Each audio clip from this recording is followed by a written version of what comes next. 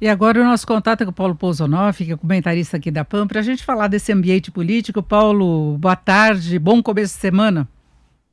Boa tarde, Denise. Boa tarde a todos. Bom, sexta passada a gente estava falando sobre a possibilidade de uma pacificação entre o presidente e a justiça, né? O presidente ainda não tinha apresentado o pedido de impeachment contra Alexandre de Moraes, depois nós tivemos manifestações ao longo do final de semana, mas agora eu queria saber como é que você vê essa iniciativa dos governadores. Você acha que tem chance de sucesso? Porque eles querem conversar com os vários poderes, não apenas com o presidente Bolsonaro, mas gostariam de ter representantes para discutir as várias questões, não é?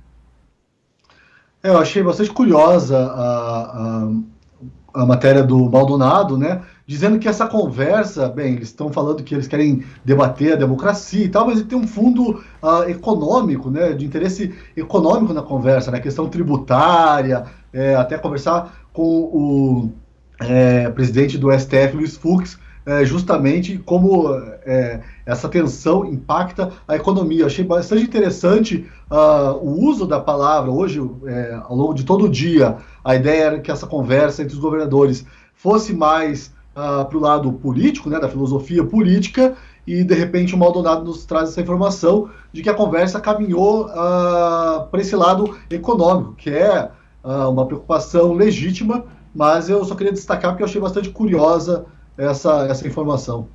Na verdade, eu deveria estar discutindo esse tipo de assunto há bastante tempo, e não ficar uma situação de confronto que foi colocada, inclusive, desde o começo da pandemia, a gente não viu entendimento, isso pode ter atrapalhado muitas iniciativas, não é? Agora continua uma situação também meio de confronto, não é? Hoje o presidente sinalizou com a possibilidade de conversar com o ministro Queiroga para liberar o uso de máscaras. Na hora que eu vi isso, eu falei, nossa, lá vem mais briga, passando pelo STF, CPI da Covid, os governadores reclamando, os prefeitos reclamando. São Paulo agora vai instituir o passaporte da vacina, não é? Então a gente vê que ainda há divergências, que é difícil ocorrer uma pacificação, não é?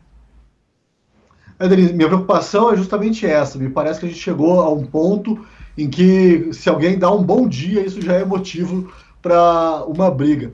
O que me chamou a atenção da nossa conversa também, de sexta-feira para cá, foi o isolamento, né, sofrido aí pelo presidente da República. Logo depois que ele pediu o impeachment do Alexandre de Moraes.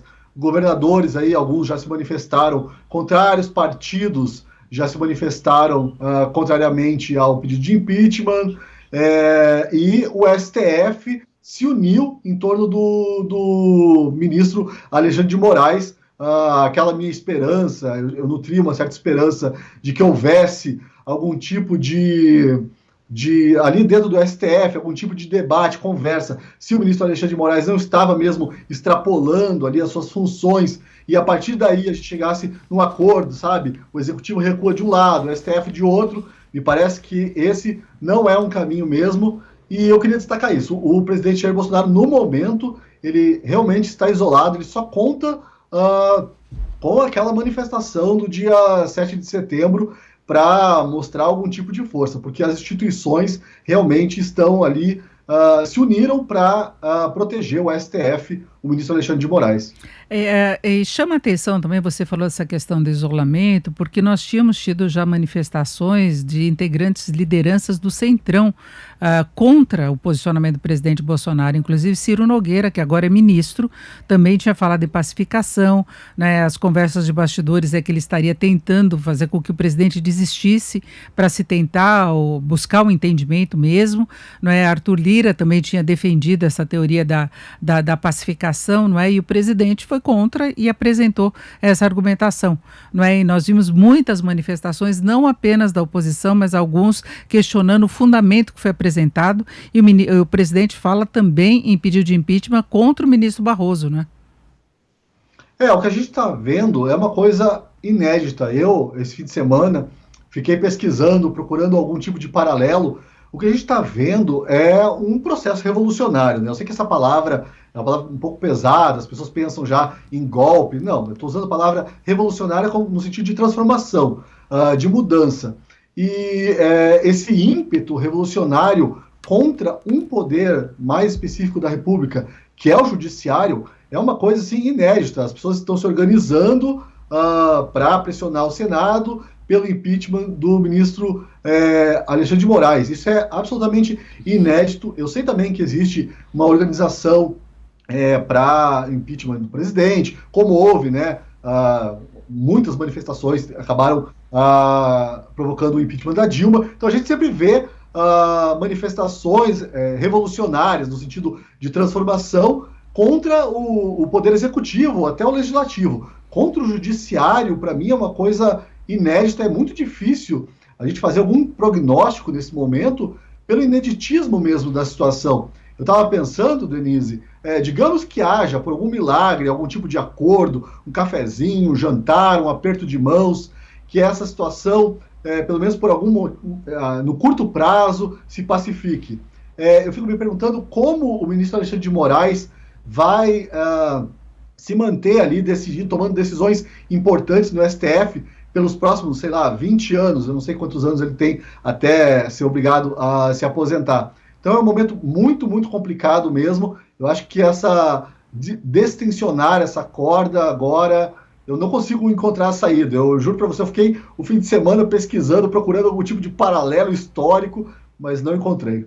Eu acho, pelo menos a impressão que se tem hoje é que é muito difícil esse processo avançar. Rodrigo Pacheco já tinha se posicionado contra, é o presidente do Senado, depende dele esse processo seguir adiante. Até tem alguns projetos em discussão aí que tentam fazer com que a tramitação não dependa exclusivamente do presidente do Senado ou da Câmara e que tenha prazos, talvez, para tomar a decisão, não é? Mas, em princípio, parece que é essa a sinalização. Agora, Paulo, vamos conferir o que o presidente disse mais cedo em uma entrevista para a rádio Nova Regional do Vale do Ribeira. Ele disse que pretende se reunir ainda hoje com o ministro da Saúde, Marcelo Queiroga, para tornar facultativo o uso de máscaras no país. Vamos acompanhar. Para nós darmos uma solução para esse caso. A ideia é o seguinte: pela quantidade de vacinados, pelo número de pessoas que já contraiu o vírus. Quem contraiu o vírus, obviamente, né, está imunizada também, como é o meu caso. Nós tornarmos facultativo, né, orientarmos que o uso da máscara não precisa ser mais obrigatório. Essa é a nossa ideia, que talvez, né, tenha uma data a partir de hoje para essa recomendação do Ministério da Saúde. Bom, Paulo, antes da sua opinião, a gente precisa lembrar o presidente Bolsonaro, alguém precisa informá-lo que ele não está imune, não é? Porque não garante imunidade, tem inclusive variante, e a gente tem visto muita gente com reinfecção. No começo se achava que era fake news, mas são casos sucessivos e muitas vezes a pessoa na segunda vez pega de uma forma muito mais grave.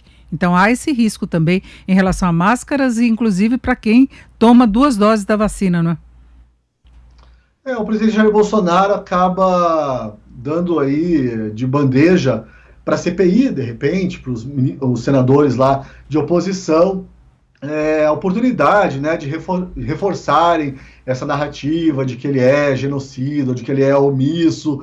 Eu não vejo nenhum sentido em trazer essa discussão sobre máscaras nesse momento. Você mesmo já citou no começo, a gente tem um assunto muito mais importante agora, que é o passaporte vacinal. Então, de repente, o presidente entrar nessa discussão, não que eu acho que eu considere producente, né? Não é útil esse tipo de discussão nesse momento político especialmente tenso. Agora, voltar à máscara realmente vai aí para conta da espontaneidade, né? Desse ímpeto do presidente, mas politicamente não faz nenhum sentido e só coloca... Isso aí não é também colocar lenha na fogueira, mas é aquele fósforozinho, sabe, que coloca a mais ali na fogueira, não vai fazer assim uma grande diferença, mas vai retardar um pouco que se apaguem aí as chamas desse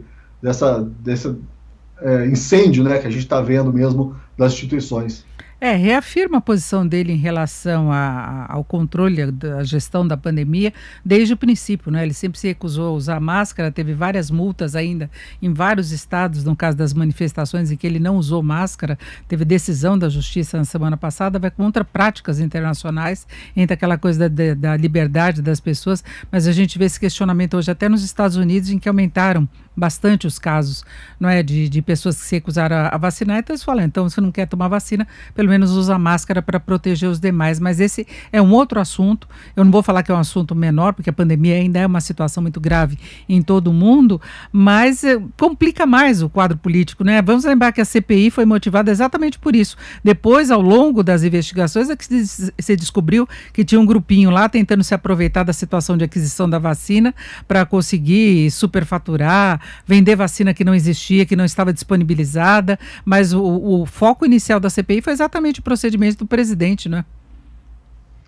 Denise, eu acho que se a gente vivesse numa democracia plena mesmo, se a gente vivesse tempos mais tranquilos, eu acredito que esse debate sobre máscaras seria muito proveitoso, né? Existe um debate internacional, não é um consenso de que as máscaras são, assim, o suprassumo da eficiência. Mas nesse momento, né, no momento da pandemia, levando em conta os nossos aspectos culturais, eu acho que propor esse debate agora, o presidente propor esse debate é muito contraproducente. O que não significa que o debate não deva existir em outras esferas. Ele deve continuar existindo, a ciência vive desse debate e é muito bom que viva disso e não viva de consensos, né, porque isso dá margem a medidas autoritárias. Mas eu acredito que o presidente trazer esse debate à tona neste momento realmente não vale a pena nem para ele, nem para a sociedade.